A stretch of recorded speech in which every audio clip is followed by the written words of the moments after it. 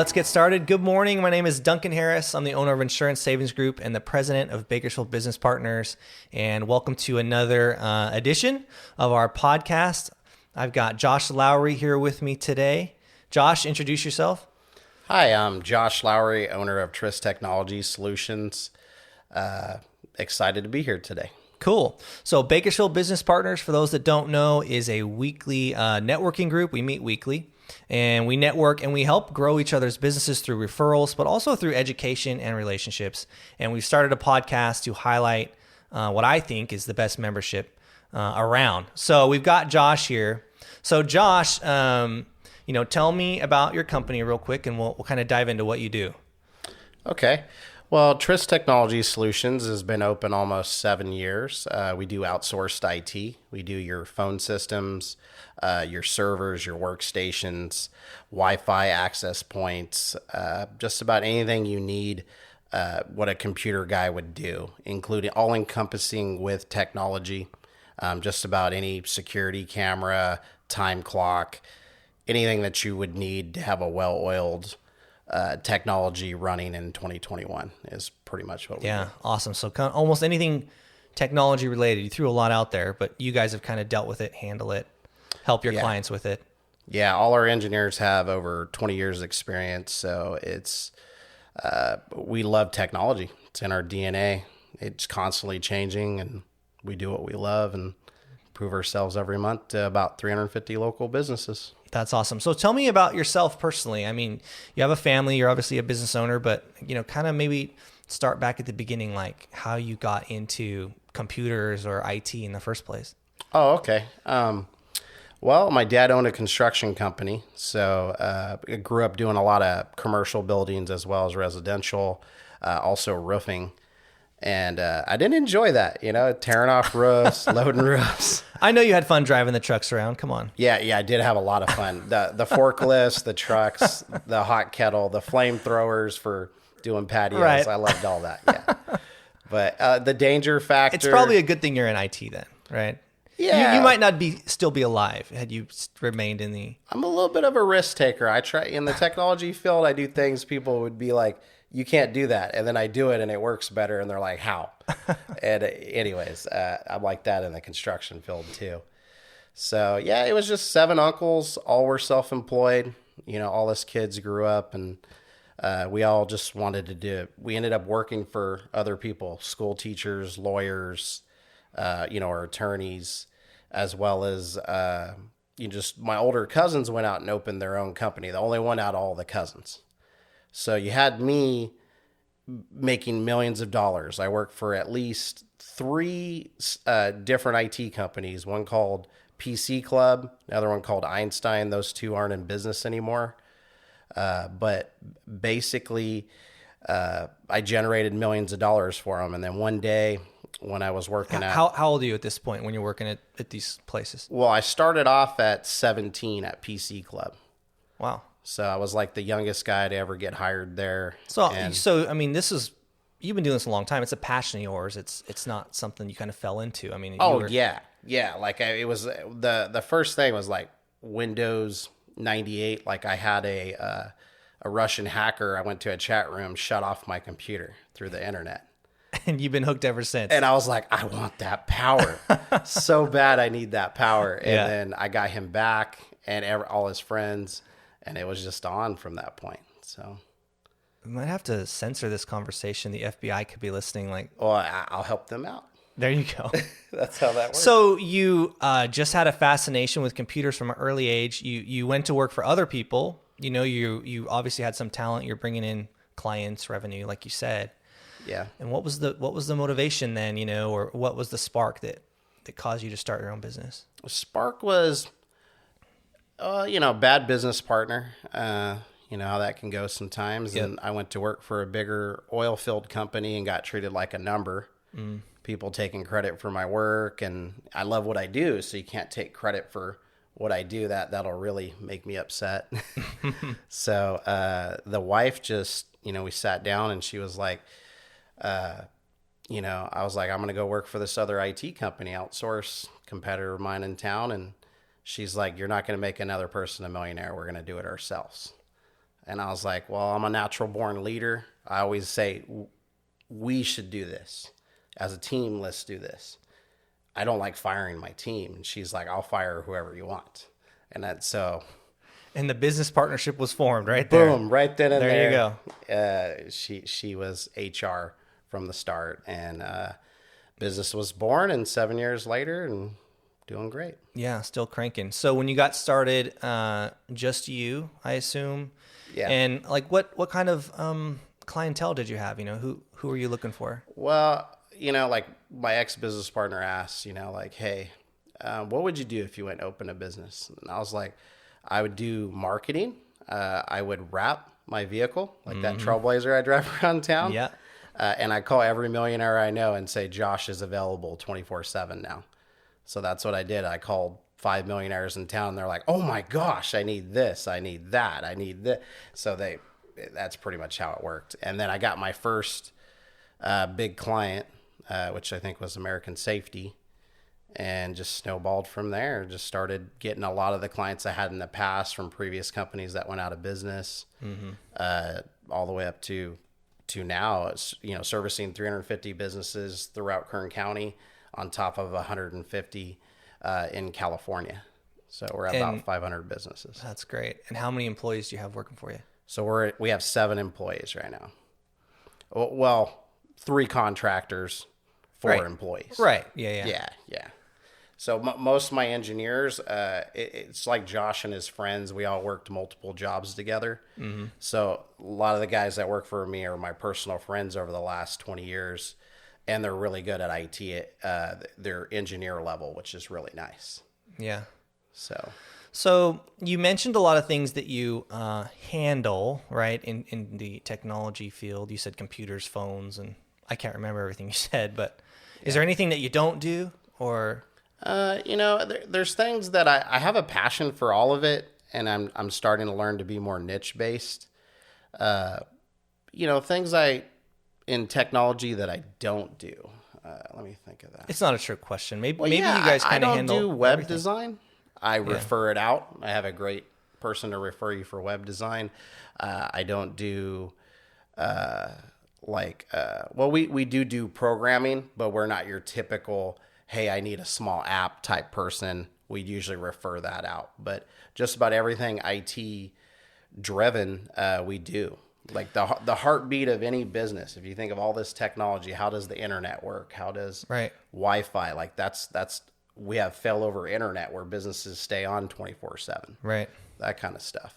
So we're like the heartbeat of any modern business that needs to stay relevant or better than their competition. That's what we do. Sure. So, give me an example of like a typical client. You're in there, you're doing their phones, you're doing their internet, security camera, you've got failover. What really, what's the ideal client for you? Well, like an ideal client, let's think of like Synergy Wellness. They got a brand new building over by 1933. Okay. I have a general contractor's license. So not only did I grow up doing construction, I love to think of myself as a technology consultant. Mm-hmm. So I got to do the whole building from the scratch, from the conduit under the conference tables being wide enough Smart. to fit. Right, the HDMI TVs connections. being put all in the right spots, security cameras, sound system that sounds good in there, phone system, the computers. We do their tech support. So they have a problem with their printer. We take care of it. We do their security, their failover internet, just about everything. VPN, where everybody can securely work from home and sign in.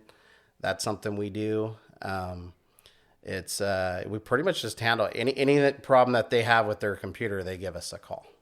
So you just said something that kind of sparked a thought. With COVID, a lot of people working remotely. Maybe the work environment has changed, or maybe the IT requirements have changed. Maybe that's what I mean to say. But how have you guys been able to adapt to that? COVID, wow. During COVID, we invented a cloud system, which is pretty big with triple internet, where we can just host, like if a business can't keep a brick and mortar anymore and they're working at home now, like a smaller business or even bigger businesses, we can put their whole system in the cloud so they can work from anywhere, from a tablet, a laptop, a whole desktop PC at their house. And it does that securely through VPN connections, it's like the most secure way to connect to your office resources. Sure. So you've been able to help some of your clients, I assume, manage through all this the last couple of years. Oh yeah, it's like double work. It's like we didn't slow down because they have an office, right? And then we got to support them at home now, with all their stuff. So business didn't slow down; it doubled during COVID. Well, yeah, I mean it's a necessary thing. I mean it's good for you, I guess. How do your clients pay you? Is it like a monthly thing? Do you bill hourly? I mean, like what's kind of the typical setup? I realize there's like 50% of people in this world that are break fix. Like, hey, this is broken. Come fix it. I see.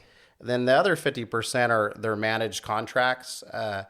In the last 4 years, I've done month-to-month contracts. So that way we have to prove ourselves every month to the client. And some clients want like a year, some want 3 years, things like that. Wow. But I would say it's a 50-50 by looking at the books of we do break fix and we do contract. Gotcha. So I know there's obviously a lot of other IT companies in town. You've worked for several of them when you got started. I mean, really explain, what do you think differentiates you and your business from your competition? One is definitely integrity, doing what we say. It's like a big difference we have is the month-to-month service contracts. Some places will make you sign a 3, 5, and 7 year. Meaning the client's locked in? Locked in. You're paying this. Like regardless of how you're performing, like, hey, you're going to pay us for the next 3 years. Exactly. Well, to a point. Like say it's a service level agreement. So we have to get to this classified problem, say HR computer being down or something like that. That in my book is a emergency. I'm trying to get to that within an hour or less, but bigger companies will stretch it out to being a day, the next day, all through their service level agreement. So a lot of companies aren't getting the service that they need. And that's what we do is we live up to our service contracts, which is really good. We also, I don't see a lot of competitors in town offering failover internet at a cost-effective price. We're doing that. So it starts at $1 a day for a router. That's awesome for any small or medium-sized business. Some of those are double that. It's $2 a day if it's over 100 employees. But we do failover internet, which is really big. And then not to mention our router, which we won an award for in 2016. We block every country, every computer outside of the country, United States traffic only. So anybody that has a cell phone or a laptop in a different country doesn't get to your network. They can't get in. Nope. Blocked. And this is a router, is a piece of hardware that you have? So a router is the thing that ties in your network here, how it gets on the internet, how it prints. Yeah. It protects against intruders coming in. It's also how you securely get in from home. It's the device that pretty much protects your network and runs your network.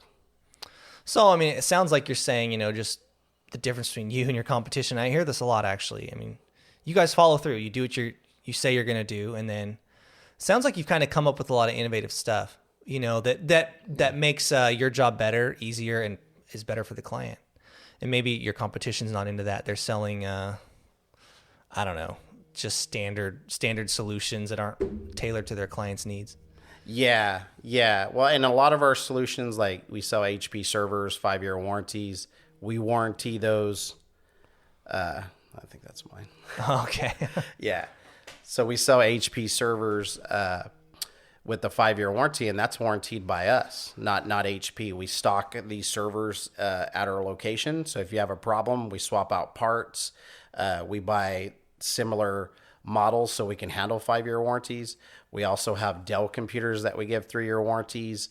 That you yourself, you're warranting them. I'm warranting. So you got a problem with the Dell computer I have, which, we get power outages and sometimes they don't boot up.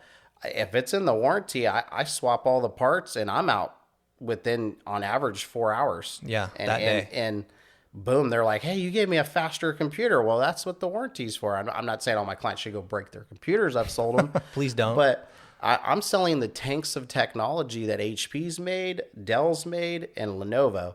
And the best thing that each one of those companies offers is what I sell. So the odds of it dying is really low. Like, it's the most proven, reliable technology on the planet. Yeah. So, but anyways, I've dealt with maybe 5 warranties on those Dell computers in 7 years of business. So that's how awesome those Very things reliable are. then. Well, that's good. No, that's great. I mean, that's awesome.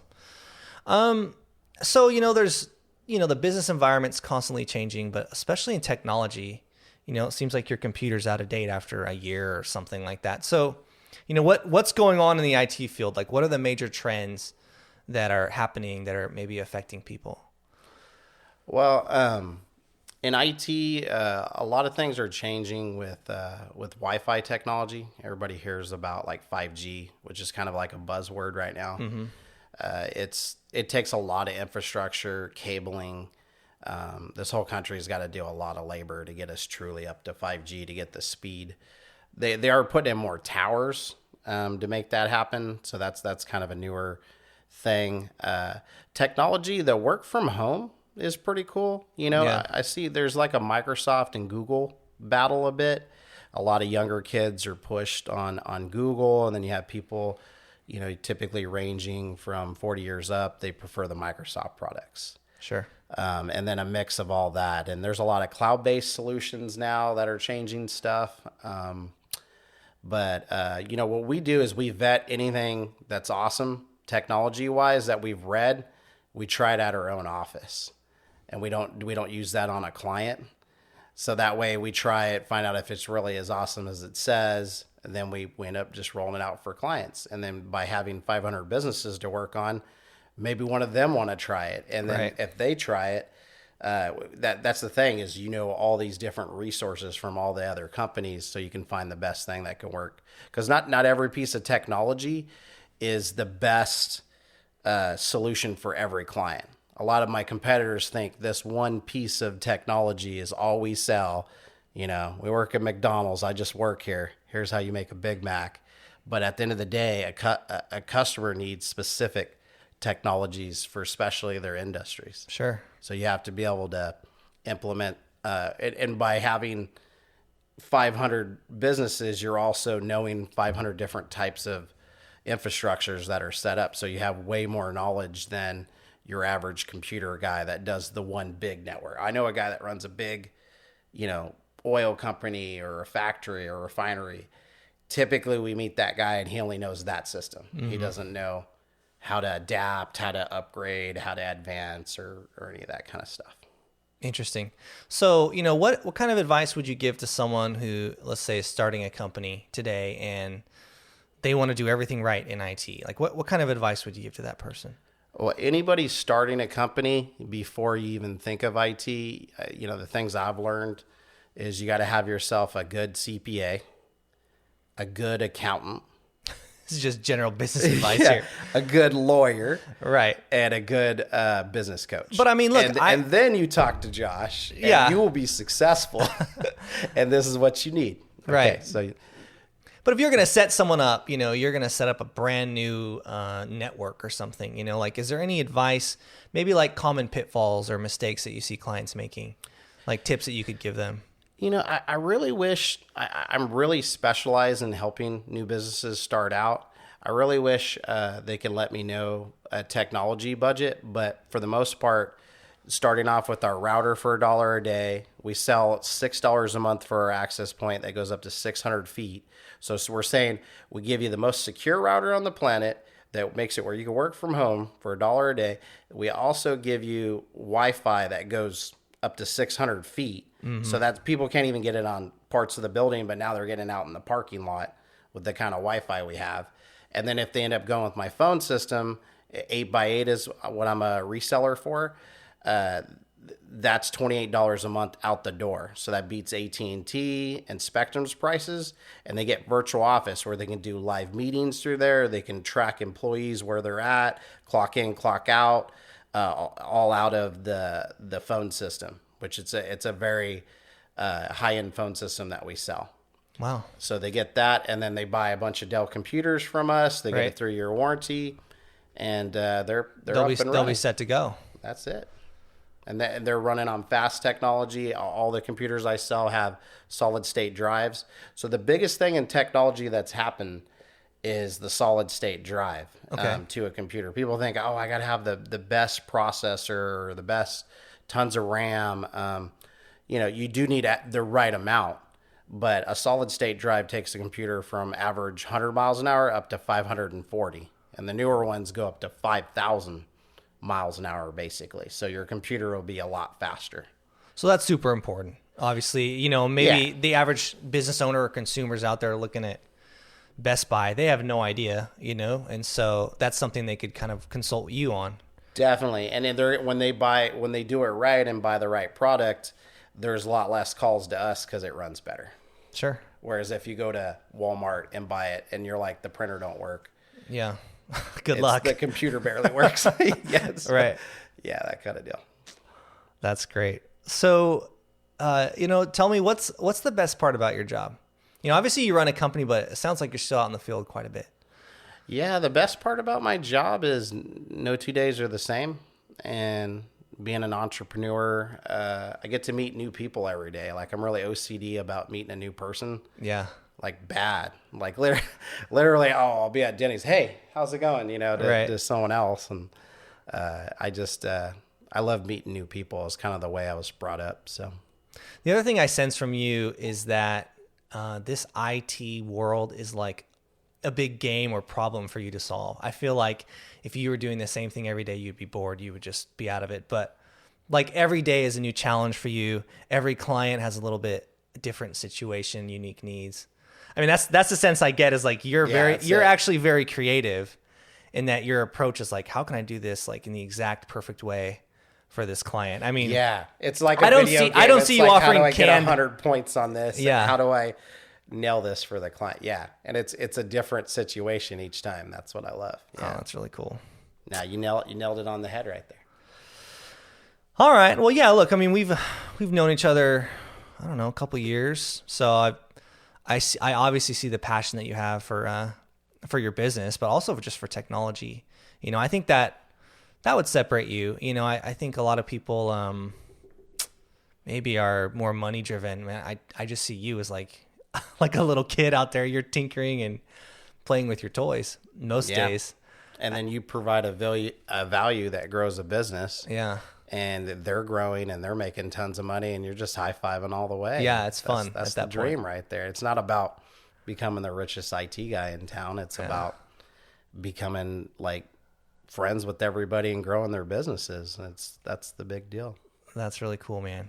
So obviously we've known each other a little bit. You've been a member of Bakersfield Business Partners for how long? Do you know? How long have you been in the group? Well, Stephanie was in it for the first 2 years. I'd say roughly 4. Your wife. Yeah, Stephanie's my wife. Yeah. Yeah, the boss. She owns more of this company than I do, so rightfully so. I'm sure.